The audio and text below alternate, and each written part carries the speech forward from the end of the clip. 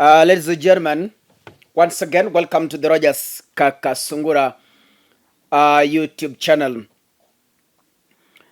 It has reached a time that we really want to know the truth and try to dig and understand what is indeed happening in the Kenya Kwanza government. Who is telling the truth? Between the deputy president, between the president himself, between his allies, and Kenya Revenue Authority. Who is telling us the reality? As of now, Rigathi Gachagua claims Kenya has no cash. Why? The past regime looted everything. That is what Rigathi said just on Sunday. Yesterday he said, the Kenya Kwanza government has no cash and it is struggling to disperse county money. So he clarified and said, we have no money. Kimani Ichung'wah again has come in public again to say that Kenya has no money. That is why they have not paid salaries. But then, I want us to put aside politics and use the critical thinking in analyzing these issues. And you know, these issues benefit all of us, whether you are in Kenya Kwanza, whether you are in Azimio. Let us put our heads together and try to reason from a neutral point of perspective. Tuko salama. So that we understand what is really happening. Kama ni Azimio iko on the wrong side, tuseme Azimio iko on the wrong side. Kama ni Kenya Kwanza iko on the wrong side, tuseme ni Kenya Kwanza iko on the wrong side. Opiyo Wandayi wrote a letter and said they are going to present a petition in the parliament to command an audit on KRA, how much they collect and how they spend their cash. Now, after KRA has been pushed into the wall, it has been forced to respond and they say what it knows as far as the tax from Kenyans is concerned. Now, ladies and gentlemen, by the end of this video, I want you to see where the truth is and where the lies are. This is what the KRA has released today, an official letter to the public. Kenya Revenue Authority, dated 10th April 2023. KRA's statement on revenue mobilization and operations. The Kenya Revenue Authority's KRA attention has been drawn to various statements to different media platforms on its operations, and in particular, revenue mobilization. KRA wishes to clarify as follows. We all of us know Kenya Kwanza has gone into the public on media to speak about KRA. Azimio, on the other side, have gone into media to speak about KRA. But in all these statements, ukweli uko wapi? So KRA is clarifying as follows. Number one, KRA has invested in modern technology which works efficiently as the revenue collection and settlement system from source to the exchequer. With this in place, there is no room for revenue diversion as strict surveillance plugs revenue loopholes. Number two, year to date, KRA has kept pace with the revenue collection compared to prior collection.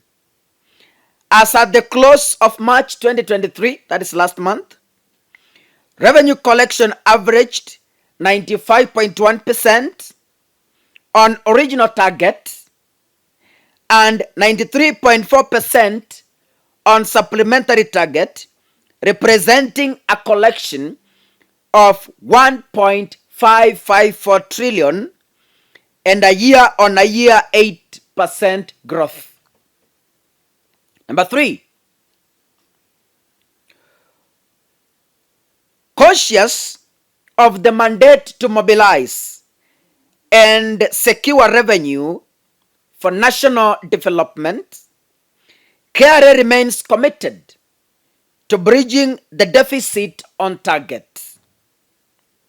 KRA continues to implement revenue enhancement initiatives, REI, which include rollout of e-teams, that is ETIMS, for efficient and effective VAT collection, integration of KRA systems with betting companies leading to improved collection in excise tax on betting and withholding tax on winnings. Amicable settlement of tax disputes through alternative dispute resolution ADR and tax base expansion aimed at bringing more taxpayers into the tax bracket. KRA further continues being a professionally managed public organization comprising of competent staff, management and board leadership, delivering their mandate within the staff code of conduct and the KRA values. KRA remains committed to enhancing mobilization of government revenue and to facilitate growth in economic activities and trade by ensuring compliance with tax and custom laws. Signed, Acting Commissioner General. Ladies and gentlemen, from this statement, KRA is defending itself by saying, on our side as the Kenya Revenue Authority, we are doing what it takes professionally to collect tax all the way to the exchequer. The KRA has washed its hands like pellets, and they have said, you have accused us on media of being reluctant. You have accused us on media of collecting less. But we want to confirm to you that as KRA, we have done our work as expected and collected an increase of 8%. Listen to point, I want to read point number 2, and you listen. Year to date, KRA has kept pace with the revenue collection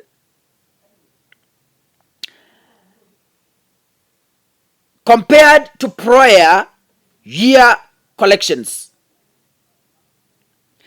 As the close of March 2023, revenue collection averaged 95.1% on original target and 93.4% on supplementary target, representing a collection of 1.544 trillion and a year-on-year 8% growth. From number 2, KRA admits that their collection revenue has increased, which means Kenya has money. Now, the KRA is telling Kenyans in public that they have money and they have increased in revenue collection. On the other hand, Rigathi is saying Kenya is broke. Kenya has no cash. That is why we have not paid salaries. That is why we have not released cash to counties. The cabinet secretary for jina naniendea wapi? The CS for finance, yes. The cabinet secretary for finance is telling Kenyans, tighten your belts, which means tough times ahead. Ladies and gentlemen, Kenya Revenue Authority collects enough cash, but then it's coming to my attention that based on this press release, the Kenya Kwanza administration is overspending. The Kenya Kwanza is living beyond their means. Huo ndio ukweli wa maneno.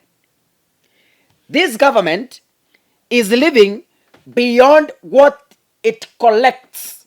So meaning they are extravagantly living. Yani wanaishi maisha ya kiutajiri ambayo hawaya lavish, not rubbish, lavish lifestyle. Yani maisha ya kiutajiri which they cannot afford.